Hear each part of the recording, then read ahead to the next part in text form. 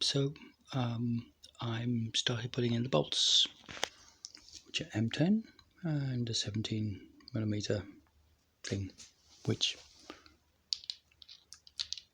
go on there and remove that nut. And the idea is that that is a stainless steel 30mm long tube. It's 12mm outer diameter, 1mm thickness, wall thickness, so M10 fits perfectly. It's actually going down to, if you go down to a 12.5mm or a ½ inch with 1.5mm thick wall, those M10 bolts will just fit. They're actually 9.5mm wide, so they'll score the inside of the stainless steel tube, but they will actually fit just. So what I'm doing is I'm going to epoxy cloth wrap the actual bolt to this and that, and epoxy cloth wrap that stainless steel tube to there, and then we'll be able to pull that in here now. And there is a second one. Where are we? Second one here. This is part of the floor support, which is on the floor, which is upright like that. Driver facing forward that way, passenger right, passenger left, sitting that way, back box, roof. Okay.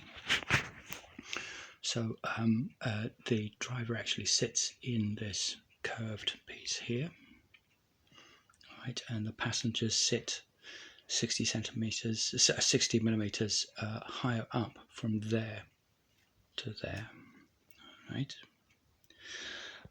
So the tube in this case is bolted onto here, which is part of this node, and this and this. I've got to cut that tape that was on from when I previously separated these off. That, all of that is part of the floor section, which is why the head of the bolt is bolted onto here and here, and not onto this, because this is part of the back box. The node is part of the back box. But this, these parts, that. This is going to go. That's actually just a temporary brace to make sure that the door sill portion doesn't wiggle about. And really freaking annoying. I said under no circumstances let epoxy resin drip onto the threads, and it dripped onto the threads. Oh, anyway, mirror image on the other side, exactly the same thing.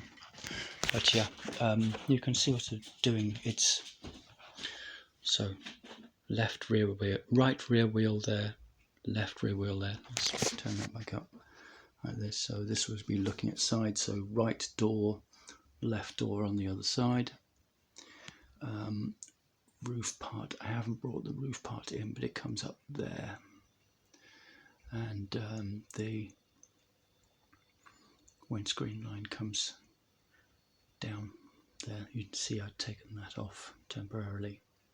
That goes on there, and the windscreen line comes up here. So let's have a look at that. Yes, that's the angle at which the roof line. This pole I simply taped it on when I disassembled it, but it goes up to. Let's point at the other one. So it goes out to about there, and then the roof comes across to there.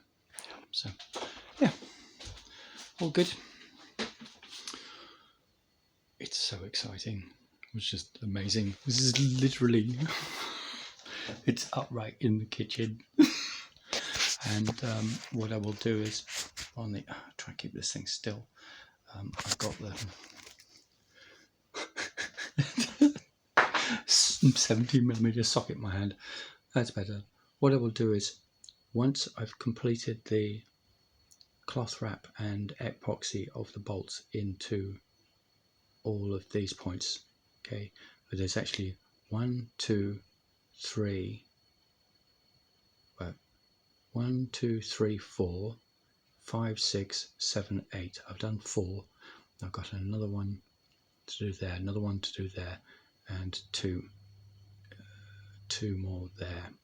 Then I can actually take that off and take it back outside and carry on epoxying this, and then take that outside, bring that in, complete the epoxying of that,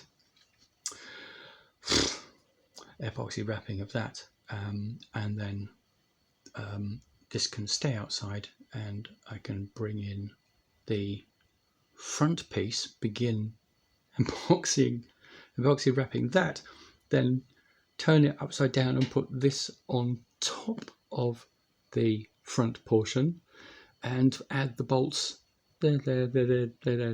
Another 6, another 8, 1, 2, 3, 4, 7, 8 onto that. And finally, we've got a series of join pieces where we can actually do a complete car. Oh, I forgot the roof. I've got to do the roof as well. So I've got bolts to put on the roof as well. So there's quite a few. But yeah, there is a process by which this can get done. So it's good. Thank you very much.